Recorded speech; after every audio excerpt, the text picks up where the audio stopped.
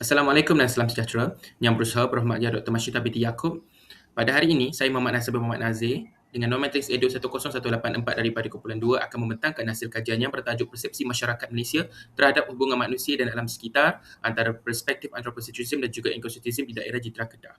Kajian ini dijalankan bagi memahami bagaimana masyarakat melihat hubungan antara manusia dan alam sekitar berdasarkan dua perspektif utama dalam falsafah alam sekitar iaitu anthropocentrism dan juga ecocentrism. Di samping mengenal pasti sejauh mana faktor agama, budaya dan pendidikan mempengaruhi persepsi tersebut.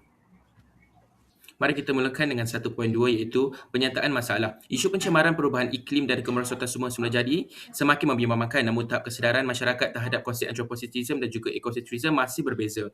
Walaupun agama, budaya dan pendidikan dipercayai mempengaruhi persepsi masyarakat terhadap alam sekitar, kajian yang menggabungkan ketiga-tiga faktor tersebut khususnya di Jitra Kedah adalah masih terhad. Seterusnya, objektif kajian. Objektif pertama ialah untuk mengkaji tahap kesedaran masyarakat terhadap konsep anthropocentrism dan juga ecocentrism, dan objektif kedua pula ialah meneliti pengaruh agama, budaya dan pendidikan terhadap persepsi hubungan manusia dengan alam sekitar. Seterusnya, kajian ini mempunyai dua persoalan. Persoalan pertama adalah apakah tahap kesedaran masyarakat terhadap konsep anthropocentrism dan juga ecocentrism, manakala persoalan kedua pula adalah bagaimana agama, budaya dan pendidikan mempengaruhi persepsi masyarakat terhadap hubungan manusia dan juga alam sekitar.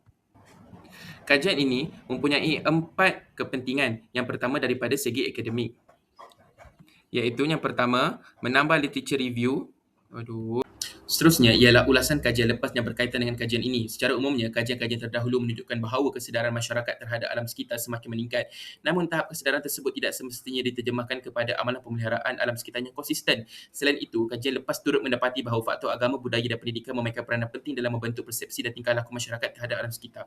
Walau bagaimanapun, kebanyakan kajian hanya memfokuskan kepada isu-isu alam sekitar secara umum dan mengkaji faktor-faktor tersebut secara berasingan. Oleh itu, kajian ini dijalankan bagi menggabungkan kedua-dua perspektif falsafah alam sekitar iaitu anthropocentrism dan juga ecocentrism bersama-sama pengaruh agama, budaya dan pendidikan dalam konteks masyarakat di daerah Jitra Kedah. Seterusnya, mari kita beralih kepada teori atau konsep yang digunakan. Bagi kajian ini, terdapat 3 konsep utama dalam falsafah alam sekitar iaitu anthropocentrism yang di mana manusia sebagai pusat nilai moral dan alam dinilai berdasarkan manfaat kepada manusia. Yang kedua, ecocentrism iaitu alam mempunyai nilai intrinsic dan manusia ialah sebahagian daripada ekosistem. Dan terakhir iaitu kesedaran alam sekitar yang di mana pengetahuan, sikap dan keprihatinan terhadap alam sekitar dipengaruhi oleh pendidikan, pengalaman dan juga nilai sosial. Seterusnya, 2.3 iaitu jurang kajian. Baiklah, terdapat 3 jurang kajian yang telah dikenal pasti iaitu yang pertama, kajian terdahulu lebih memfokuskan kepada isu alam sekitar secara umum seperti perubahan iklim, penggunaan lestari dan juga pengurusan sisa. Yang kedua ialah faktor agama, budaya dan pendidikan banyak dikaji secara berasingan dan tidak digabungkan secara serentak. Dan yang ketiga, perspektif anthropocentrism dan ecocentrism dalam menjelaskan persepsi masyarakat masih kurang diberi perhatian. Dan terakhir iaitu kajian dalam komuniti tempatan seperti di daerah Jitra Kedah masih terhad. 3.0 metodologi penyelidikan. Reka bentuk kajian. Kajian ini menggunakan pendekatan kuantitatif berbentuk deskriptif ke rata rentas dengan sokongan soalan terbuka bagi mengkaji persepsi masyarakat terhadap hubungan manusia dan alam sekitar. Kaedah pengumpulan data yang digunakan pula iaitu melalui borang soal selidik Google Form yang dibahagikan kepada 4 bahagian melibatkan demografi, kesedaran, pengaruh agama, budaya dan pendidikan serta soalan terbuka. Prosedur pengumpulan data yang digunakan ialah borang soal selidik telah disemak terlebih dahulu sebelum diedarkan kepada 87 orang responden di daerah Jitra Kedah secara dalam talian dengan memenuhi etika pendidikan. Kaedah penganalisian data yang digunakan ialah data diperoleh dianalisis menggunakan analisis statistik deskriptif iaitu kekerapan, peratusan dan nilai min bagi memudahkan dapatan kajian. Dan yang terakhir iaitu batasan kajian yang di mana saiz sampel yang terhad kepada 87 orang responden di Jitra Kedah serta penggunaan soal selidik kendiri yang mungkin mempengaruhi ketetapan respon. Seterusnya ialah hasil kajian yang di mana saya akan menerangkan berkenaan profil demografi responden yang terlibat dalam kajian ini. Bahagian aspek jantina, kategori tertinggi ialah perempuan iaitu 53 orang bersamaan 60.9%, manakala kategori terendah ialah lelaki iaitu 34 orang bersamaan 39.1%. Yang di mana perbezaan ini mungkin dipengaruhi oleh faktor kebolehcapai responden semasa proses pengumpulan data dijalankan. Seterusnya, dari segi umur, kategori tertinggi ialah responden berumur 18 hingga 25 tahun iaitu 43 orang bersamaan dengan 49.4%, manakala kategori terendah ialah 66 tahun ke atas iaitu tiada responden.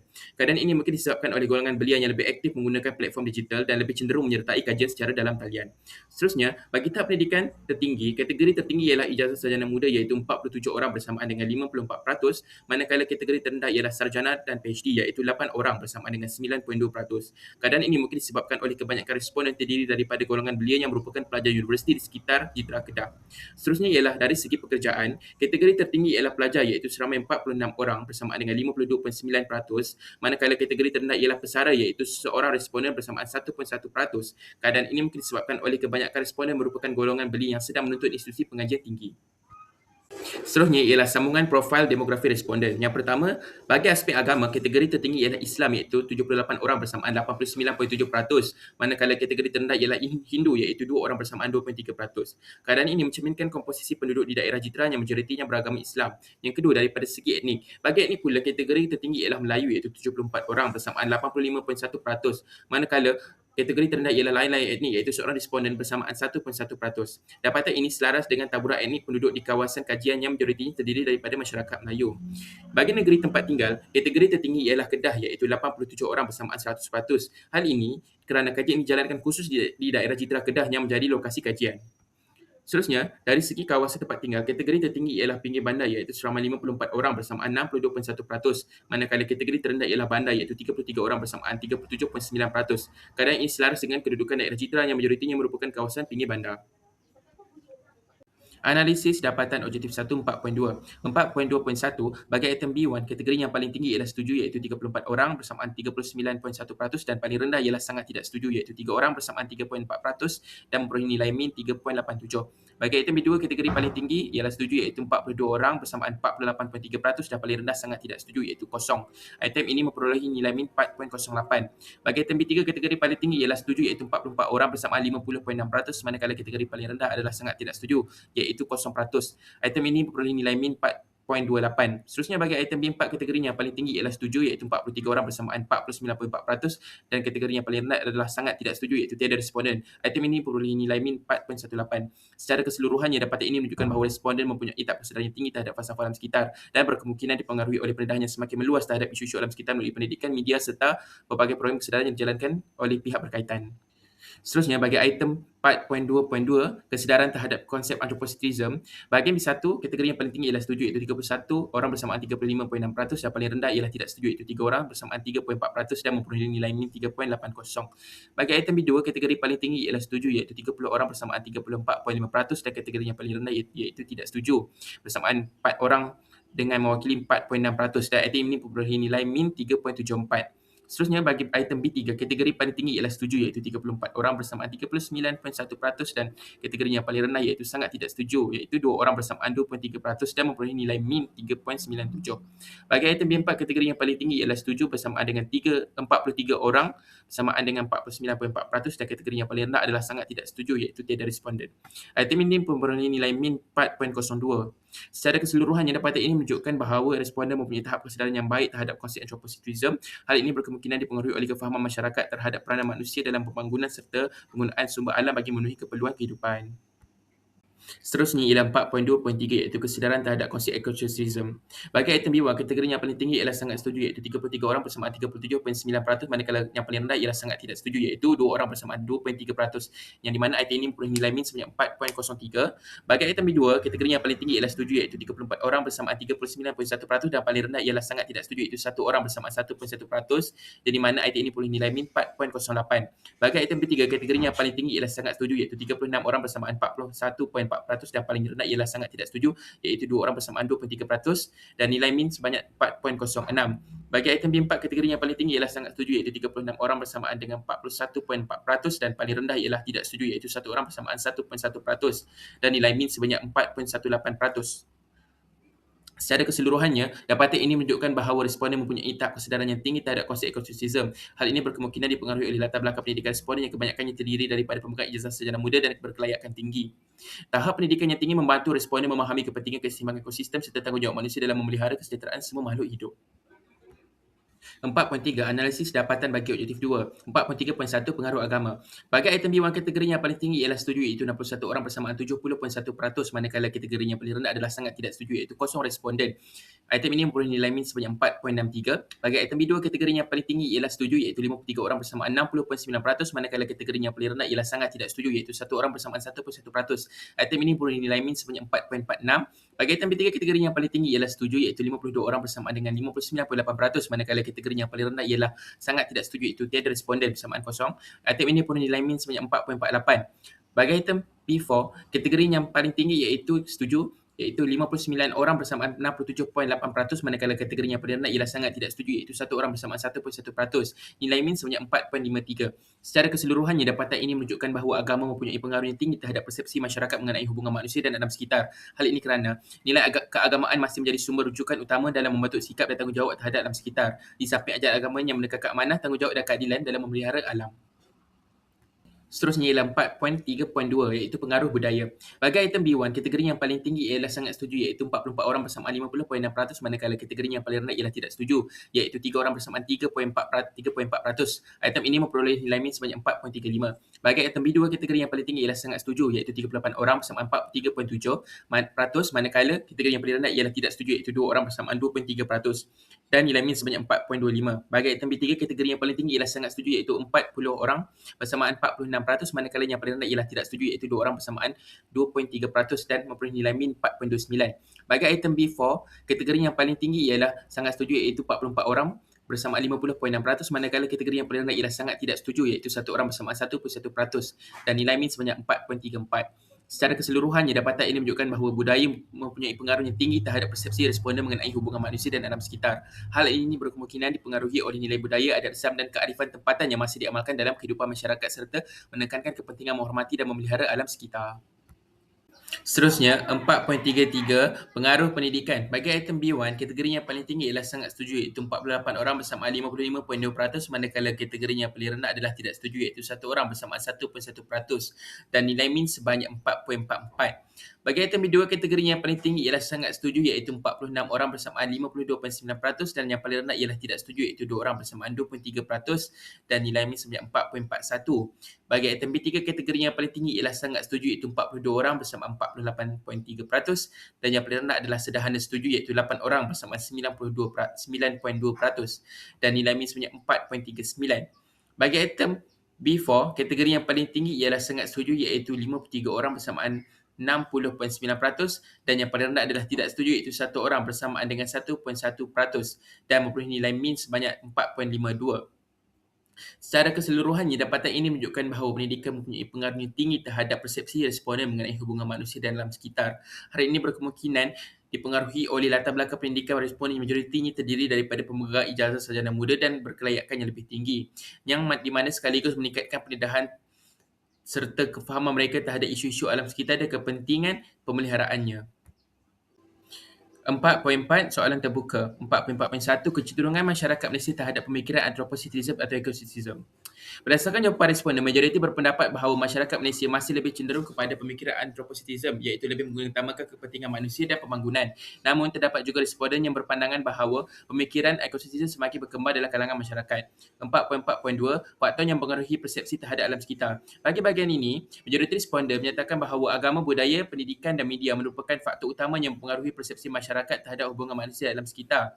Seterusnya, 4.4.3 langkah memupuk falsafah ekosentrik. Bagi soalan ini, majoriti responden mencadangkan agar pendidikan alam sekitar diperkukuhkan, KP kesedaran diperluaskan serta masyarakat mengamalkan gaya hidup mesra alam bagi memupuk falsafah ekosentrik. Seterusnya ialah 5.0 perbincangan. 5.1 berkaitan antara dapatan kajian dan juga objektif kajian.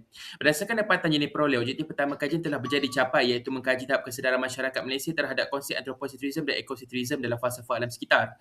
Dapatan menunjukkan bahawa majoriti responden mempunyai tahap kesedaran yang baik terhadap hubungan manusia dan alam sekitar serta memahami kepentingan mengimbangi pembangunan dan dengan kelestarian alam sekitar.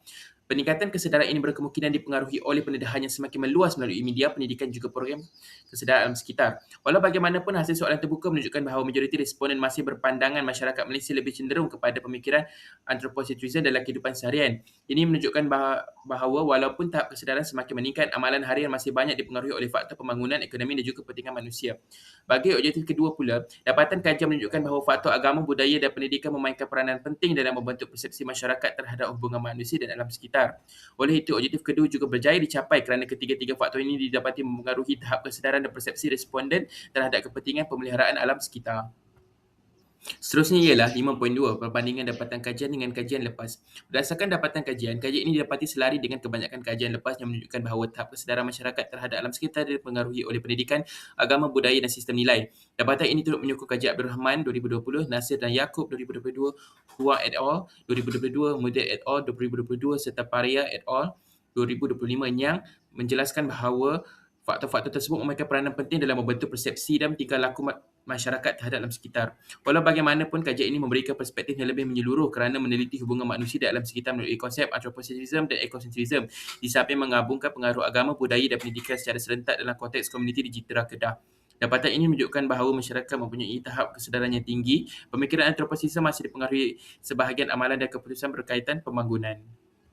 Seterusnya ialah implikasi kajian dari segi teori, praktikal dan dasar. Dari segi teori, kajian ini menyumbang kepada pengukuhan perbincangan dalam bidang falsafah alam sekitar dengan menunjukkan bahawa perspektif antroposentrism dan ekosentrism masih relevan dalam menjelaskan hubungan manusia dengan alam sekitar. Dapatan kajian ini turut membuktikan bahawa nilai intrinsik alam serta sistem nilai masyarakat mempengaruhi persepsi terhadap kelestarian alam sekitar. Seterusnya, dari segi praktikal, kajian ini menunjukkan bahawa pendidikan agama dan budaya memainkan peranan penting dalam membentuk kesedaran masyarakat terhadap alam sekitar.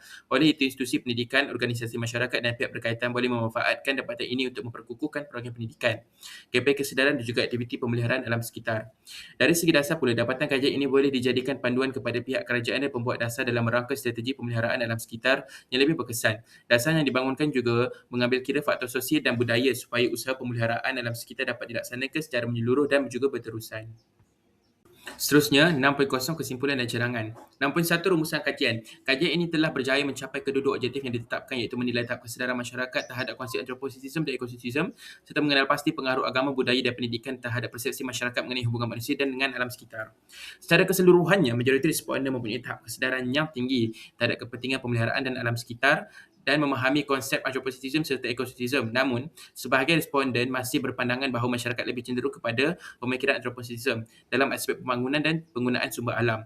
Kesimpulannya, kajian ini membuktikan bahawa agama, budaya dan pendidikan memainkan peranan penting dalam membentuk persepsi masyarakat terhadap alam sekitar serta perlu terus diperkukuhkan bagi menyokong pembangunan yang lestari.